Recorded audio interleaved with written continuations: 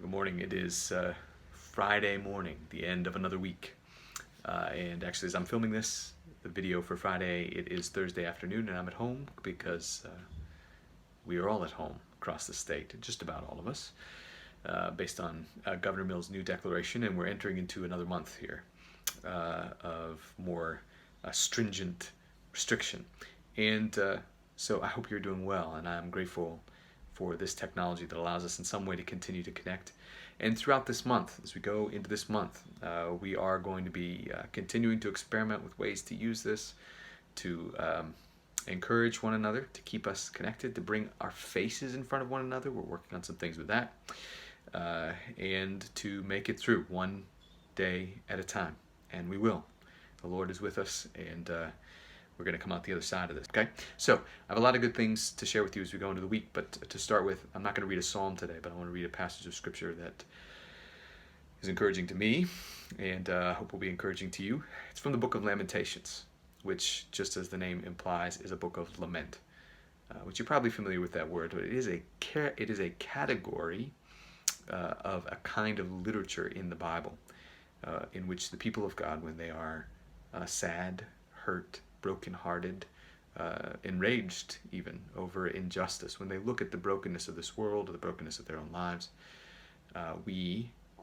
they teach us to lament, to bring this sadness to the Lord, and to cry out to Him, knowing that He is compassionate and that He cares.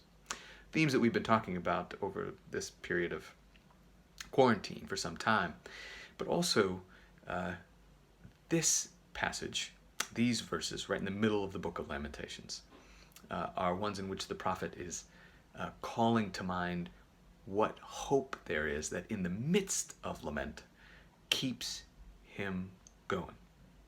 They're encouraging verses. I think they'd be helpful for us. This is Lamentations chapter 3, and he starts off by just noting his own suffering and pain, but then he goes on to what he is setting his mind on. Lamentations chapter 3, starting in verse 19. I remember my affliction and my wandering, the bitterness and the gall.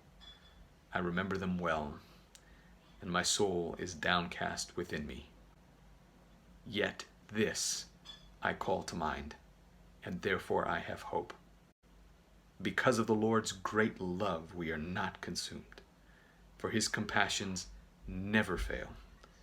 They are new every morning. Great is your faithfulness. I say to myself, the Lord is my portion. Therefore I will wait for Him. The Lord is good to those whose hope is in Him, to the one who seeks Him. It is good to wait quietly for the salvation of the Lord. I wonder, oh boy, there's so much in that passage that is just ground for meditation and hope. The Lord's mercies are new every morning. His faithfulness is great. He is good to those who hope in Him. But this last statement is one that I was particularly thinking of. It is good to wait quietly for the salvation of the Lord. And just take that on face value. It is good to wait for the Lord. And the Lord has thrust us into a position, a period of time in which we have to do that. There are hard parts of that. But there is also good here. As we learn to quiet our hearts in some ways, to quiet our fears, to quiet our planning, frantic minds, and to wait on the Lord. Let's do it day after day, knowing His mercies are new every morning for us. So I was thinking about that. And as we go into this weekend, I want to encourage you to do that with me. I do also want to share with you a couple of other things. As I mentioned, I want to thank you for your answers to the questions. A few of you did write in about April Fool's pranks. I know that the Flanagan kids woke up early in the morning, were whispering, and plotted to make it hard for Mike and Lauren to actually get out of their beds and out of their bedroom by filling the stairs down from their bedroom with toys, and then once they got to the bottom, setting up a Lego minefield at the bottom of the stairs, and then waiting mischievously to watch the results. Flanagan kids, nicely done. In our household, there are apparently a lot of people who are into this. My daughter followed in the footsteps of her mother by pranking her brother with putting a rubber band over the sprayer in the sink. You know what I'm talking about? So you turn on the cold water and all of a sudden you get a shot of cold water. She learned this from the best. Kelly did that to me on more than one April Fool's.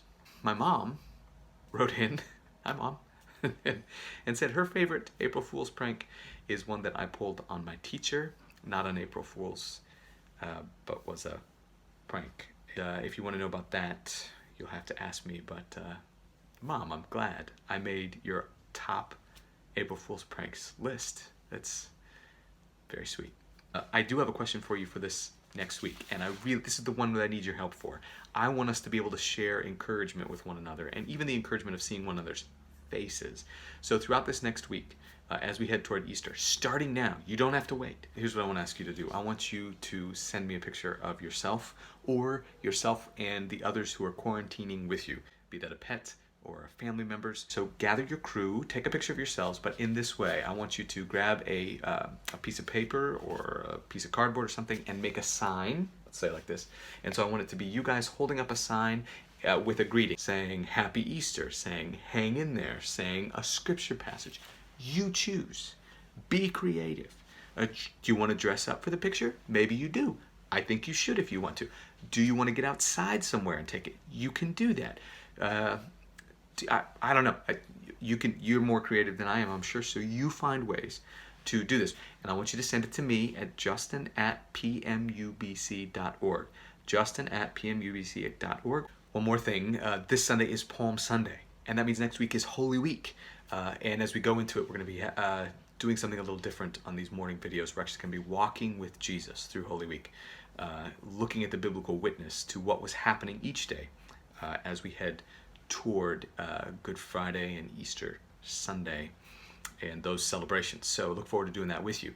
As we go out this week, I do want to end by showing you a little something really wonderful. Penny Memorial brought Easter celebration to some of our youngest families during this time in which egg hunts are canceled. Obviously our whole gathering together is canceled. But a bunch of wonderful Penny people schemed together to safely and in a sanitized way, and before the governor's declaration, bring to some of our younger families an egg hunt and something called resurrection eggs, which are little eggs that you can open up each day, and it tells the story, just like we'll be doing together in these videos. It tells the story, it walks you through the story of Holy Week, the events that happened then and their significance. So a lot of joy brought by this church family to some homebound families and their kids this week. So as we close, you're going to see that. And as we close and go into this weekend and come toward Holy Week, remember this. It is good. It is good for us to wait on the Lord, for us to wait quietly on the Lord. It's good because he's good to those who hope in him, because his faithfulness is great, and because his mercies are new every morning. Every morning, his supply of mercy and grace will not run out. So let's keep going day by day. Let's keep going together. And here's a look at Easter egg deliveries to families in our church. Take a look.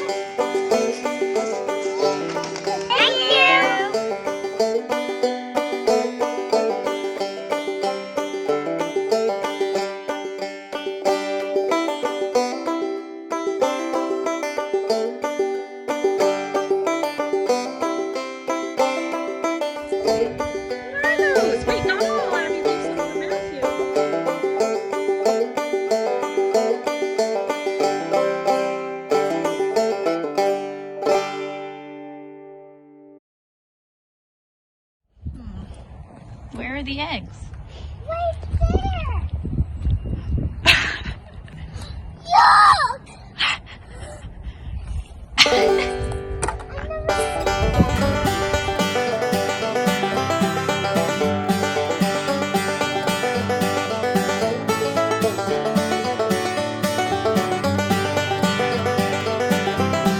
Brody! What's that?